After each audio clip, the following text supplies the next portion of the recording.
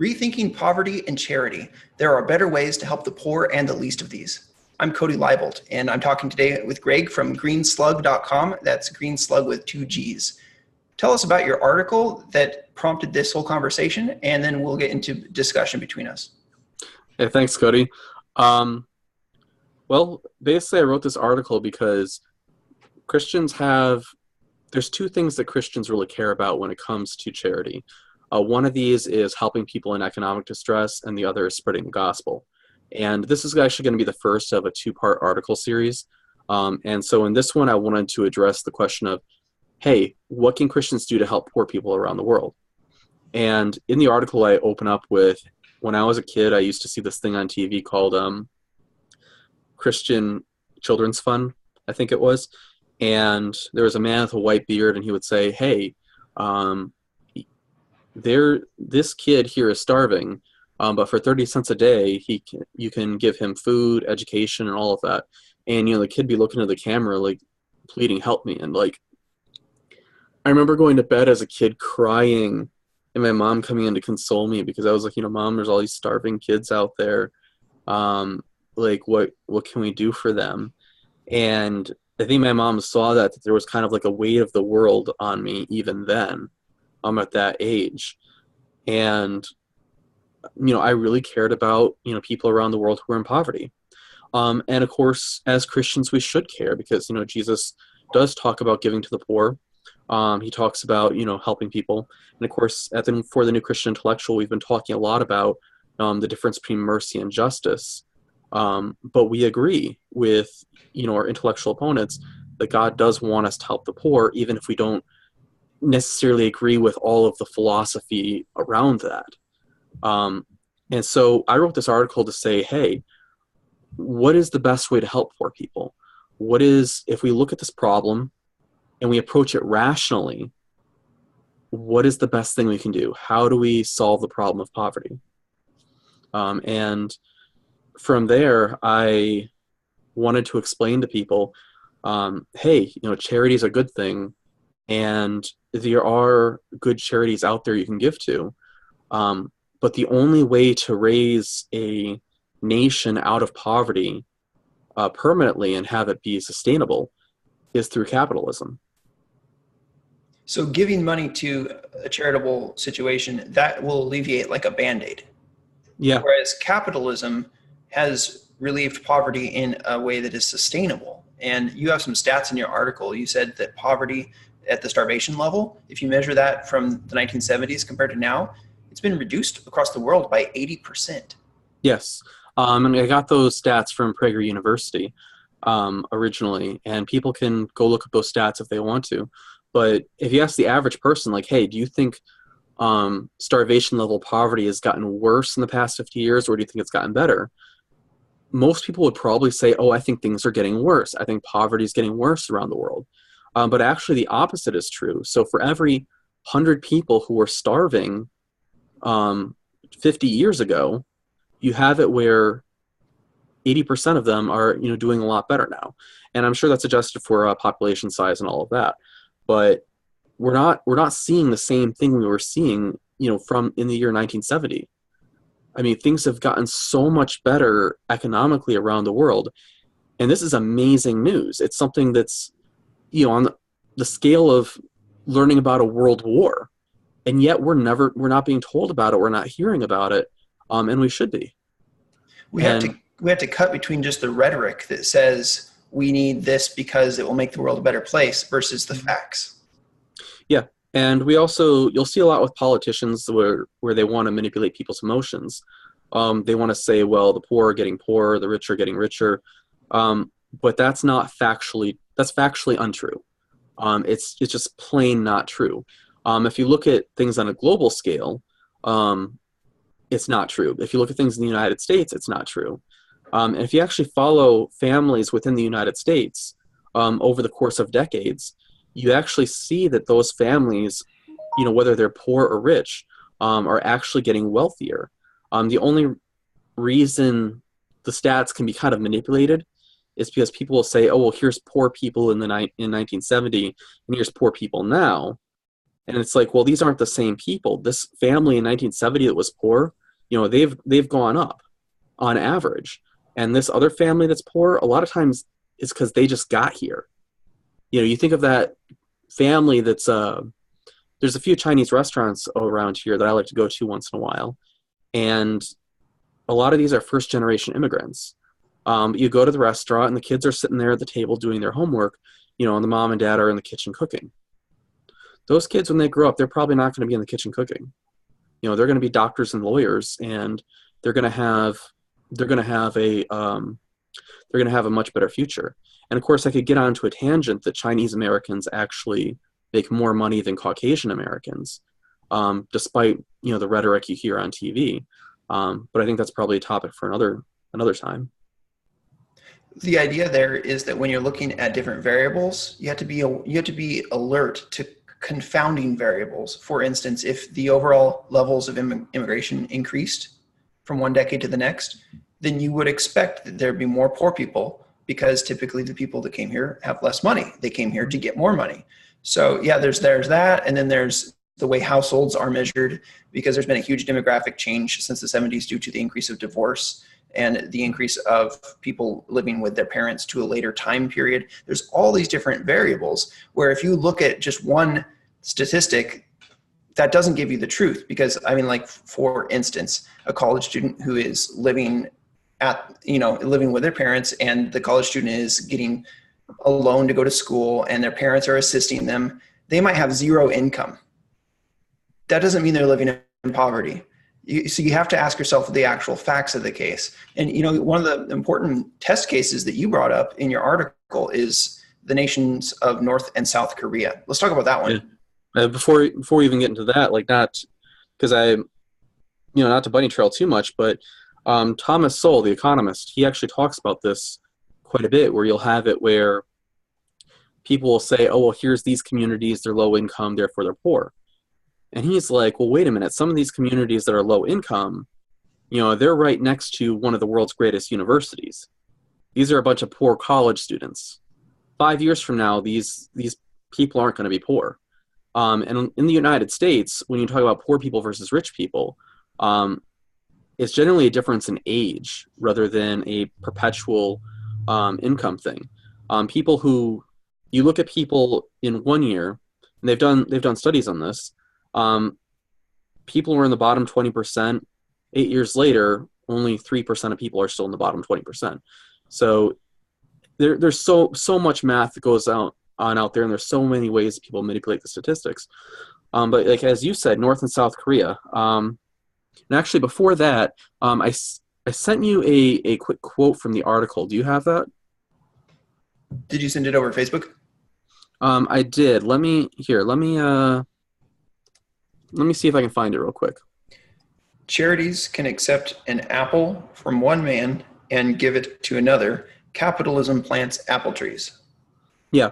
So taking a step back, I want to define capitalism. So my thrust with this article is, yes, it's good to give to charity. It's good to do that and help people for today. But if you want to help a nation in the long run, you have to have capitalism. And capitalism is something that's become kind of a bad word in some circles. People will say, well, doesn't capitalism mean that the rich people have all the things and the poor people are their slaves? No. Capitalism is actually a term that means free markets. So if I want to go out in my front yard right now and open up a lemonade stand, I can do that. And I can say, I'm going to sell this lemonade for any price I want, and anybody who wants can come up and have lemonade, or not. They don't have to pay for my lemonade, and I don't have to sell it to them. So free markets means that people are totally free to start a business. They're free to buy and sell, and business is consensual. Whereas in a communist or a socialist context, business is not consensual. You have to help pay for this grain whether you want to or not, or you have to help pay for this health care whether you want to or not. And some people might like that. Some people might, whatever your economic theory is, even if you think that socialized medicine does better, which statistically really isn't holding up, and it's not holding up in a lot of these European countries that have been held up by the left. Whatever your view is on how these things work, these are just basic definitions. Free markets means you are free to go start a business, and the government's not going to persecute you for that. Now, the FDA you might have like an FDA type situation where they say, hey, you can't put rat poison in your lemonade, and that's totally proper. We're not talking about anarchy, so free markets does not mean anarchy, but it does mean that people are free. I don't have to pay $100,000 to the government for a permit to go set up a lemonade stand. And as you talked about North and South Korea, so 70 years ago, and your own Brooke talks about this quite a bit, and honestly, I think your own Brooke explains this better than anybody. 70 years ago, Korea was a very poor country, and they were unified. Then when they were split in half, and you have North Korea, South Korea, North Korea decided to become communist. They decided to become a communist dictatorship where everybody's in it together. It's from each according to his ability to each according to their need. Yay. A perfect leftist utopia. In South Korea, however, they decided to allow free markets, and Westerners came in, built factories, and people went and worked in these factories. And they were a lot of times what we would consider sweatshops. People are only making like $1 a day. But for the people in South Korea, this was a great improvement. They were able to live. They were able to have a life, go to school, do what they needed to do. And that $1 a day became $2 per day, became $5 per day. And gradually their level of income grew. Their ability to create wealth grew. So when they were making that $1 a day, we might say that's unfair. That's taking advantage of them, and maybe it is. But there's a flip side to that. Their labor wouldn't have been worth $5 per day. So if you had given them $5 today, that would have priced them out of the market, because the company still has to pay for shipping, to ship those products back to the West, ship them back to America. And also that person's ability to produce just was not the same as a Westerner's. These are people who probably can't even read. So after all that happened, South Korea became quite wealthy. Now I do have to put a disclaimer out here, because this is not that part is not something I'm an expert in. I'm not an expert in South Korea. So I know about these examples. I've studied them. I have links in the article. So people can read the details a lot more. But I just say that so that somebody doesn't hear me say this and go, oh, it was actually $1.05 per day they were making. You're a big jerk, Greg. Okay, fine. This is just the general overview. This is just a 30,000-foot view of what happened. And so what's the bottom line with this? Skipping past all the specific numbers, apparently you go to Seoul in South Korea today, they're just as wealthy as people in Europe. They're just as wealthy as people in the West. And they're living well. Whereas people in North Korea, it's a giant prison. I've heard stories of people in North Korea like having a green tinge to their skin because they're forced to eat things like grass and bark, because there's no food. There's not enough food out in North Korea. It's an evil dictatorship, and it's not the way to be. It's not the way to live. And granted, somebody might say, oh, well, that's a cherry-picked bad example of communism. But you look at any example of communism or socialism around the world, and historically, they're not good. They don't work out well. In Europe today, people say, oh, here's all these socialist European countries. But the leaders of these countries have responded to the American left and said, actually, no, we're not socialist. And they might have a lot of socialist policies, but they'll have a lower corporate tax rate than here in the United States. So the only way they're able to keep their huge welfare programs going is because they have so much freedom in their markets in order to keep that sustainable. There's a political cartoon where it has a big sign, a neon sign saying European socialism, and somebody pointing to it saying, see, it works. And then behind, you see this little cord going to a generator that said capitalism. So you have capitalism giving the power to make this European socialism work. But back to the article, because I think I've kind of lost focus. You look at places like Africa, you look at South Korea, you look at India, you look at China, you look at Hong Kong. The places that are successful, the places that are rising economically, are the places that are allowing for free markets, are the places where people are investing in business. Other places are not doing well. Places where if you look at Haiti, they have a lot of government regulations, and so people aren't able to properly start a business and do what they need to do to survive. But if you look at Hong Kong's been rated as one of the freest economies in the world. Millions of people from all over Asia have come there for a better life for themselves. Compare Hong Kong to the rest of China, and it's a night and day difference. And nowadays, China is rising economically, but it's only because they've allowed more freedom in their markets. India used to be dirt poor just a few generations ago, and they still are somewhat today.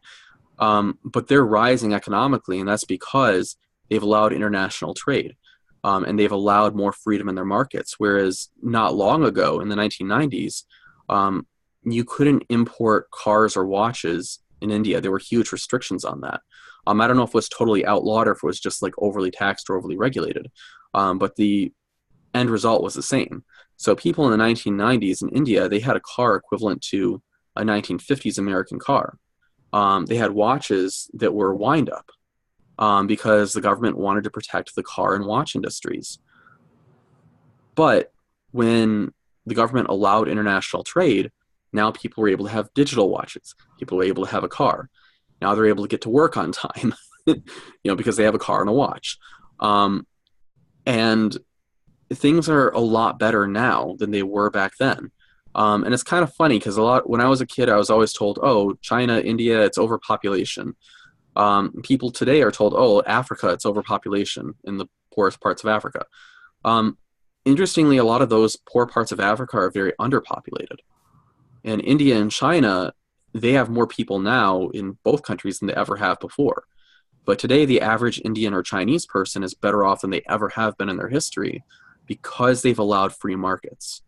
And so I think for the Christian, this translates to a lot of things. I had some suggestions in the article, if we should go into that right now. Well, one implication is the idea of the fixed pie theory, and you just refuted that. If there's like Malthusian economics from, I guess, what is it, Thomas Malthus? I don't know. Thomas Malthus. Malthus. I think his first name was Thomas. Malthus, and he actually inspired Darwin quite a bit, but even within Malthus's own lifetime, his theory was refuted. So Malthus said, well, people are producing food, but they're also producing more people. So what you're going to have is a situation where people are just going to keep breeding and breeding and breeding, and you're never going to be able to, feed all the mouths. But within his lifetime, even though the population was increasing, the standard of living was also increasing. So Malthus saw this within his own lifetime and was very surprised by it. I don't know if he ever recanted his ideas or not, because I'm not an expert on Malthus. I'm pretty much repeating what I've heard from economists. So that is, my disclaimer. I'm not an economist, but I've read a lot of what economists have to say. And so take what I say with a grain of salt. Don't take this as the gospel according to Greg. But it really does amaze me that it's like, hey, yes, fixed pie. We're always told on TV, we're told by the left, oh yeah, if we have so many people in the world, then everybody gets a smaller piece of the pie. Or the rich are getting this huge piece of the pie, therefore there's less for us. So it's the idea that there's a fixed amount of wealth in the world, and the amount of wealth never increases. But it's just plain not true. People plant more apple trees, and they're able to bake more apple pie. And so it's like the number of apples in the world is not fixed. People are able to use genetic engineering, and I know that's controversial for some people, as well. People should question it somewhat. They should question it rationally, though. They shouldn't have this irrational fear. I remember reading a few years ago about a blueberry plant that was genetically engineered to produce 5 times as many blueberries. People bred apples away from a wild stock to get what we have today, get them to produce more apples.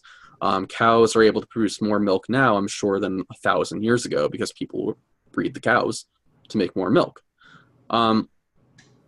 So this idea that wealth is fixed is just, it's not true. It fluctuates all the time. I might grow an apple tree and I might eat the apples. Or I might take the apple tree and chop it down and use it for firewood. And I think that was actually something people were forced to do in Atlas Shrugged, if I remember correctly. So the left, when I see them talking on TV, I saw Ocasio-Cortez talking about how she wanted to tax the top 1%, and they were going to, create this new massive handout to cancel all college debt, and it was going to be to have healthcare paid for everyone. And it was, I don't remember all the numbers off the top of my head, but I think it was like $40 trillion was the estimate. But her plan to tax the wealthy was going to generate $2 trillion. And it was hilarious to watch the interview because the CNN anchor was saying, I don't understand. What is your plan? And her answer was, this is the right thing to do. Now, that brings us to an important fact, and that is that in this discussion, whoever owns the moral narrative is going to win. And so, we have to, as people who advocate free markets, we have to be willing to say the free market is the moral market. There are reasons why it's moral beyond just the fact that it's effective. But we can talk about both because all the facts are on our side, not just some of the facts. Yeah, and I think that's a huge important point that you bring up. And I had never heard it before I met you, that, hey, you look at socialism or communism or any sort of government-run economy, there's an inherent immorality there because human beings ought to be free. So, I mean, that does kind of open a question saying, hey, even if socialism and capitalism were able to do just as well, you'd still be better off having capitalism. And even if socialism did a bit better than capitalism, you'd still be a lot better off. And I want to make sure I clear up one piece of confusion that I think a lot of people have is they'll hear the word capitalism and they'll think of corporatism. So corporatism is the idea where it's like, hey, you have these giant corporations that run everything. It's kind of what we're having with Google right now. And with some of these other giant, places like Facebook, some of these other giant kind of almost internet monopolies where they're controlling all of the information and they are manipulating people in the government to prevent small businesses from coming in and being able to have competition.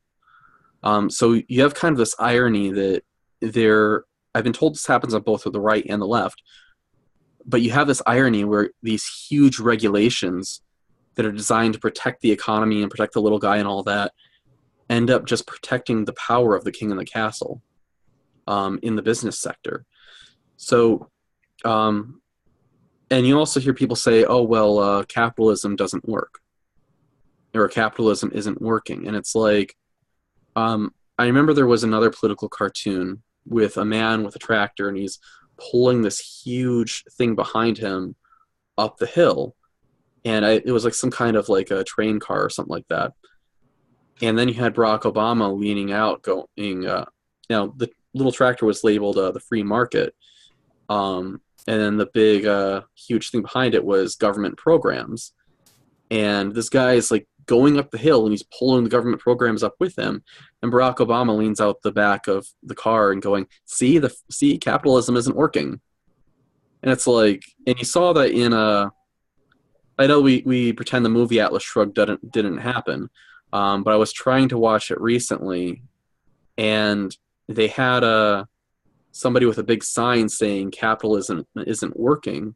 Meanwhile, you have all of these government overregulations happening. And so it's like, wait a minute, this isn't capitalism. This is something else. This is the government putting this is the government weighing things down. I'm trying to think of a good analogy, but it's like, it's like what, a three-legged race. It's like, our hands are tied behind our backs. So it just doesn't make any sense. I'll give you an analogy. How about what? Atlas? Oh, with that, yeah. Atlas I is never holding quite up got. the whole earth, but the people of the earth are whipping him and they're torturing him and telling him that he's immoral. And well, Atlas is industry. Yeah.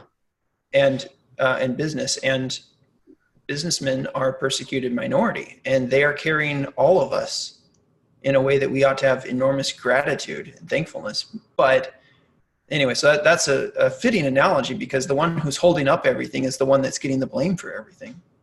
Yeah. And I think this kind of brings us to, I know you have to get going in like 5 minutes, but I think this kind of brings me to the whole point of the article, where I talked about, hey, here's these nations that were poor. They allowed free markets, they allowed capitalism, and now they're rising up, they're becoming richer. And in the case of South Korea, they're already as rich as people in the West. So how does a Christian apply this? What does a Christian do with this? And how can we as individual Christians be involved? And in the article, I talked about several organizations. I talked about Kiva being one of them. Kiva is an organization, I don't believe that they were started by Christians, but you can actually loan money to people around the world who are starting businesses. The one downside to Kiva is you don't get any interest from this. So it is interest-free, so you are being charitable. Whereas I would love to see something like that where I get a little bit of interest from the loan, because I'm investing my money. I want, it's good for me to be able to have a return. But I had loaned money to 3 different people using Kiva, and they all paid it back. It was one woman in the Philippines, another woman who I don't know if she was in the Philippines or in another part of Asia, and one man in Africa. Every single one of them paid me back, and they were doing this to start businesses. They needed a loan so they could. In the case of the woman in the Philippines, she was getting more spices and stuff so she could expand her fish business. And right now, with the Philippines having been hit by a huge storm, that's something people can do in addition to giving to charity to help people in the Philippines so they can, get back on their feet. They can also give business loans through Kiva, and so people can get their businesses going again, and so they can have that rise in the economy, so they can metaphorically and physically, possibly, because it's the Philippines, plant apple trees, or perhaps pineapple trees, or whatever kind of fruit grows in the Philippines. And so that is one way, that is one company that Christians can get involved with. Another one is you have different clean water charities out there, and some of those are better than others. So, do your research, but if you give about $30 of a donation, you can give clean water to somebody for their entire life. So now they don't have to walk, 6 hours a day to go get clean water and bring it back to their village. That's something that is very helpful if you want to give to a traditional charity, because then that person doesn't have to spend all that time, and now they can farm, now they can go to school, things like that. I talked about the company Acon started with solar power, where he is going into Africa, and he's selling these little solar power units, which are, I've never been able to find the exact price, but I'm sure they're probably about $20 per unit or something like that. So it's a little tiny solar thing you put on your house. It's like yay big. There's a little cord that comes down, and you can plug things into that cord, and it has a little light bulb on it. So people can have light at night. They can do their homework. They can use an old laptop. There's some great videos out there with Acon doing this. Businesses are able to stay open late. Women don't have to be afraid of walking around in the dark at night. So you don't have to worry about being attacked by maybe a predatory male, or being attacked by a lion. So, just this little tiny bit of electricity has greatly increased the lives of these people.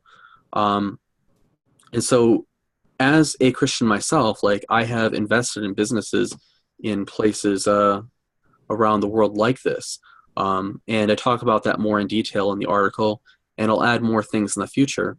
But I think as we go forward in the 21st century, if we want to help people around the world, we have a couple options. We can throw money at the problem. And I'm not saying don't give to charity, because I think we should, and I think we should give to charity rationally. But charity is a Band-Aid. See, how do we put that exact quote again? Put in simple terms, charities can accept an apple from one man and give it to another. Capitalism plants apple trees. So charity is a Band-Aid. Capitalism is a long-term solution. You want people to rise out of poverty, invest in those places, promote free markets, and help people understand economics, help people to understand that as tempting as socialism and communism can be, especially when things are tough, the best thing people can do is have a free market. And I'll say right off the bat, like, yes, it's not the Garden of Eden. And that's kind of the sick thing you'll see with socialism. They'll say, oh, well, they're still poor people, therefore capitalism isn't working. And it's like, compared to what? The Garden of Eden? It's like, you can't say, well, so communism isn't perfect, therefore let's go have socialism. Because that's just not the way the world works. Yes, the people in South Korea, it took them time to rise in their economic place, but they got there. It took a long time, and I'm sure there are people who, when that first started, who couldn't afford healthcare, who couldn't afford enough food. There were probably people died of poverty initially, but this is the only long-term solution. In the meantime, maybe a bit of charity, but I think the big focus has to be capitalism, has to be Christians being willing to go around the world and support and grow businesses. And I think that they can do that even for themselves too. So this doesn't have to be a quote unquote altruistic thing. This can be a thing where you're investing in business and you're reaping some of the fruit as a result. And that's really the way it should be, because the more fruit you're able to reap, the more fruit you can grow in other places. Given what we have with the internet, it has never been easier to start a business.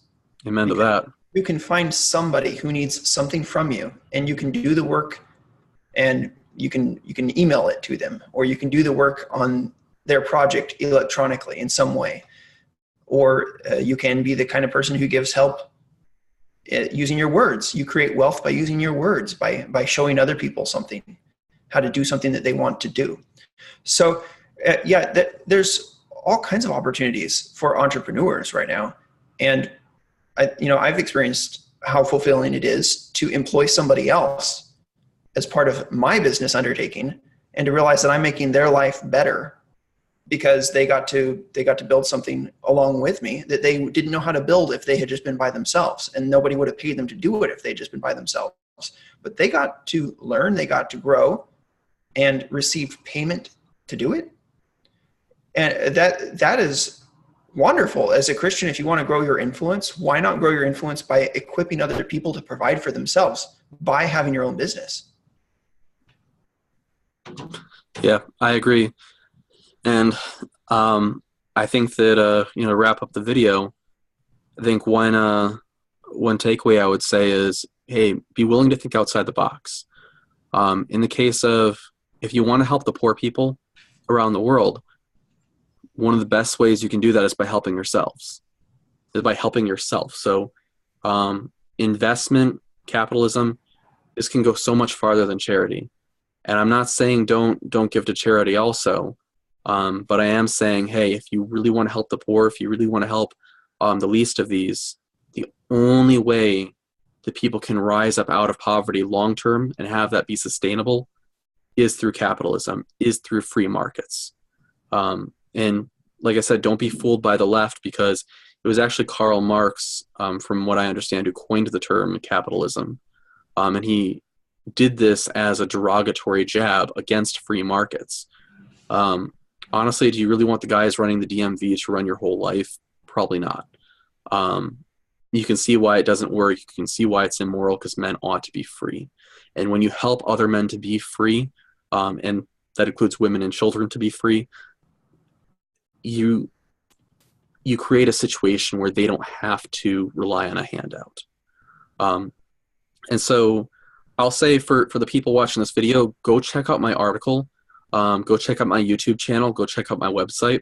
My YouTube channel is youtube.com/greenslug, and slug is spelled with 2 G's. My personal website is greenslug.com, and again, slug is spelled with 2 G's. And you can find my Medium account through For the New Christian Intellectual under the author GS Muse. So it's g.s.muse. And I also have other places on social media that you can find me as well, and I'm sure Cody will link that in the description box.